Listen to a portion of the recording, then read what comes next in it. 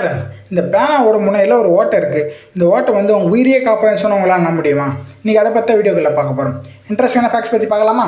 Fact number 1, bar code scanner. அந்த bar கோடில் வெள்ளை கோடு கருப்பு கோடு இருக்குன்னு நீங்கள் பார்த்துருப்பீங்க.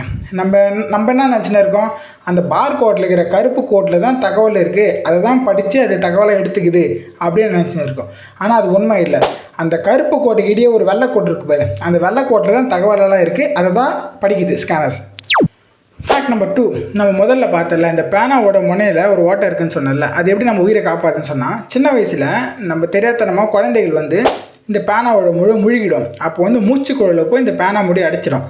அவங்களுக்கு வந்து மூச்சு விடுறது வந்து ரொம்ப சிரமமாக இருக்கும். அந்த ப்ராப்ளம் வரக்கூடாதுன்னு தான் இந்த மூடியில் வந்து ஓட்டை போடுறாங்க.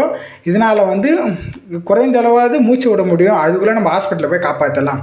அதனால தான் இந்த பேனா முடிக்கு முனையில் வந்து ஓட்ட போகிறேன். இது உங்களுக்கு தெரியாது நினைக்கிறேன், தெரிஞ்சுக்கங்க. இதுபோல் இன்ட்ரெஸ்டான ஃபேக்ட்ஸ்லாம் நான் சப்ஸ்கிரைப் பண்ணுறேன். அடுத்த சந்திக்கிறேன். பாய்.